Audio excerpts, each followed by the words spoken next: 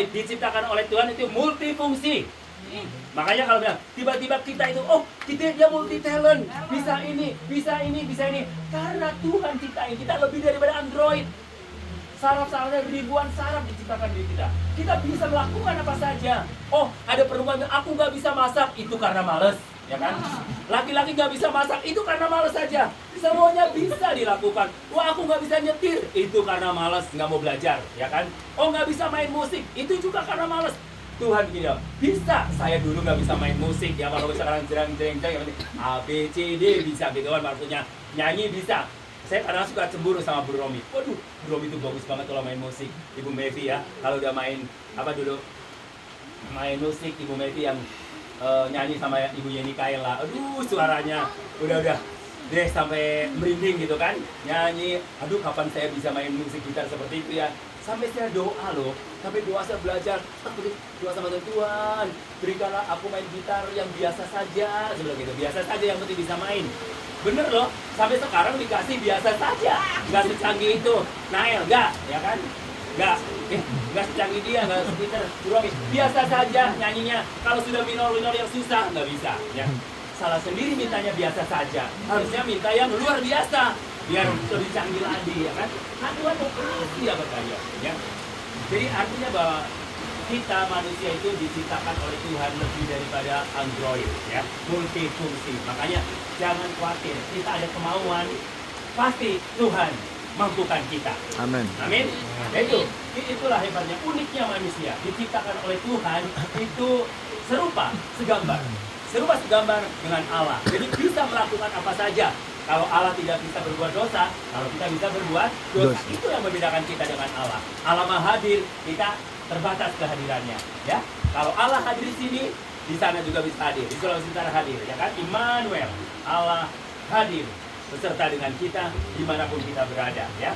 Makanya saudaraku, itulah tanggung jawab Tuhan, bahwa Tuhan bertanggung jawab atas kehidupan kita. Dia bukan hanya hadir di satu tempat tertentu, tapi dia hadir di segala tempat. Di everywhere dia hadir. Di semua tempat dimanapun saja kita berada, dia hadir. Itulah Allah Immanuel beserta kita. Nah, saudaraku, dikunci di ayat apa yang harus kita lakukan biar kita itu nggak khawatir. Tuhan hanya kasih tahu, carilah dahulu aku, carilah dulu dia, carilah dulu kerajaan Allah dan kebenarannya. Nah, karena kenapa dicari kerajaan Allah dan kebenarannya, jangan lupa, ya. Kebenarannya itu di mana? Kerajaan Allah itu di mana? Kerajaan Allah itu adalah dia sendiri, adalah kerajaan Allah. Dan kapan kerajaan Allah itu datang? Kerajaan Allah adalah kitalah yang menghadirkan kerajaan Allah. Jadi kerajaan Allah ada dua. Kerajaan Allah nanti setelah kita diangkat ke surga, dan kerajaan Allah yang saat ini kita sedang jalani. Jadikanlah muka bumi ini, keluarga itu menjadi kerajaan Allah. Jadikanlah gereja kita menjadi keluarga Allah, di kerajaan Allah. Artinya bahwa Allah yang bertata menjadi raja atas kita, dan suasananya menjadi seperti suasana kerajaan Allah.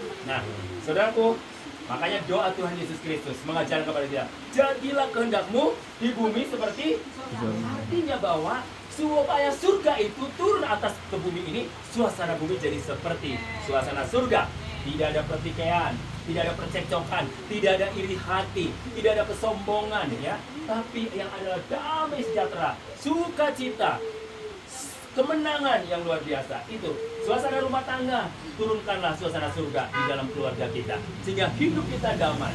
Ada persoalan, kita selesaikan dengan baik, musyawarah untuk mufakat. Jangan mengeluarkan kata-kata langsung. Sehingga persoalan harus cerai dan cerai. Ya kan, kebanyakan seperti itu. Karena supaya gampang cerai pisah, dia pikir selesai masalah. Tidak, pasti ada masalah yang lebih besar lagi. Nah, saya mau katakan hari ini, bersyukur kalau kita jadi orang Kristen menikah sekali untuk selamanya. Makanya nih teman, anak-anak muda yang lagi cari pasangan hidup harus benar-benar, ya, benar-benar yang dari Tuhan, supaya kita nggak menyesal, ya kan? Karena oh dia karena langsing, tiba-tiba sudah menikah jadi langsung, ya kan? Ya kan? Oh jadi langsung, ya. Kenapa jadi langsung? Ya sudah dirusak, ya kan? Ya kan? Ya kan langsung udah. Nanti kalau udah melahirkan turun mesin, ya bisa jadi akhirnya udah nggak sempat fitness dan lain sebagainya. Boro-boro mikirin fitness, ya kan? Ya, saya mau katakan begini, bahwa Allah bertanggung jawab atas hidup kita. Kuncinya, carilah dahulu kerajaan Allah dan kebenarannya, maka semuanya, keren nggak ya? Tuhan katakan semuanya soal apa? Makanan, minuman, pakaian, kedudukan, ya kan? Mungkin bonus harta kekayaan, ya, tabungan kita. Nah, Tuhan itu bonus semuanya. Karena apa? Berusahakanlah karena carilah dahulu kerajaan Allah dan kebenarannya. Ya, kita tadi dengarkan kesaksian dari Bu Mevi bahwa sama Bu Romi. Dulu waktu merintis, dia harus ternak babi, sudah mikirin jemaat, mikirin babi yang belum dikasih makan. Aduh, pusing ya.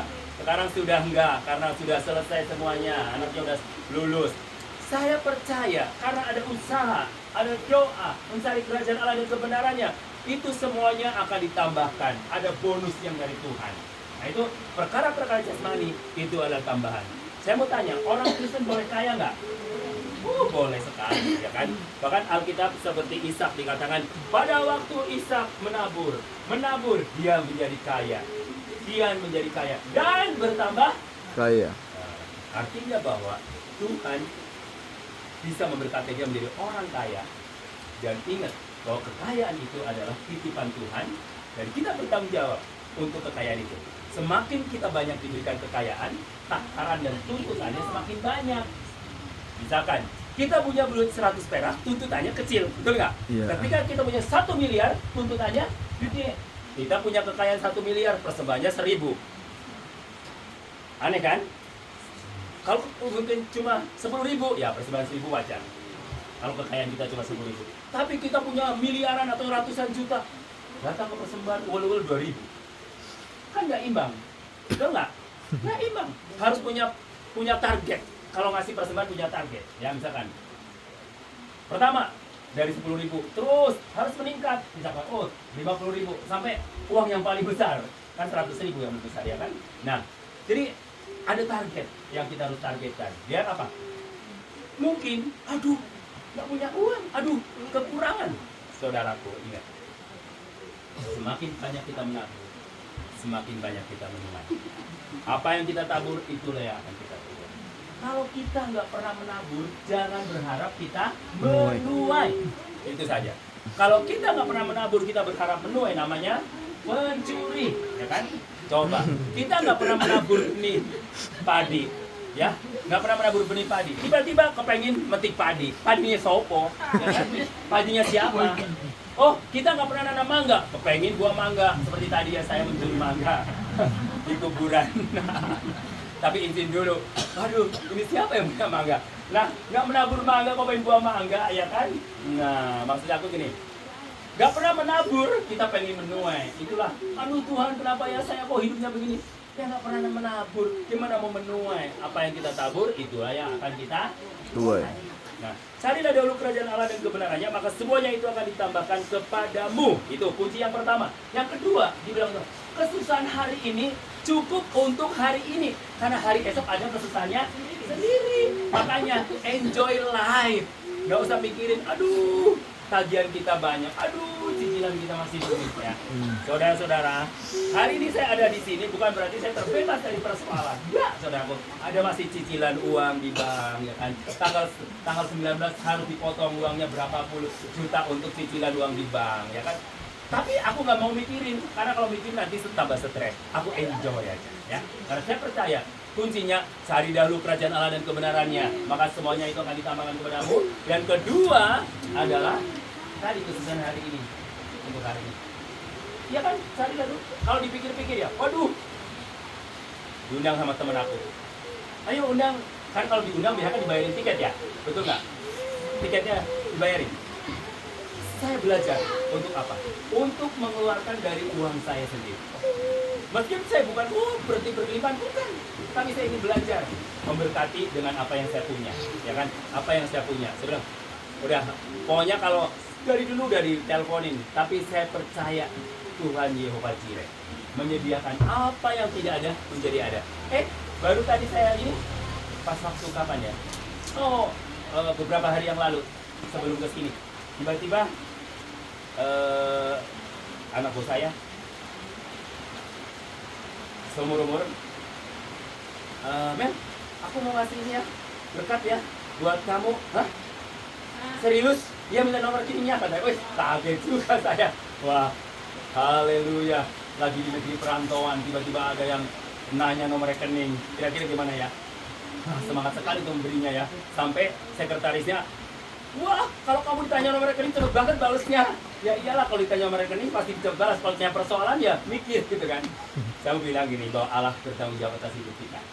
Kemanapun kita pergi dan kita berada. Nah, saudara-saudara yang kita dalam Tuhan, kesusahan hari ini cukuplah hari ini, hari esok ada kesusahan sendiri. Artinya gini, hidup kita harus belajar tenang menghadapi segala sesuatu. Karena kita mikirin kesusahan kita, apakah dengan mikirin kesusahan kita itu akan segera berakhir? Maka dari itu Tuhan menginginkan kita hari ini, cukuplah hari ini, bersukacitalah senantiasa, kata Paulus pada sebab itu. Sekali lagi katakan, bersukacitalah senantiasa. Haleluya, Tuhan Yesus memberkati. Amin. Kita nyanyikan satu pujian.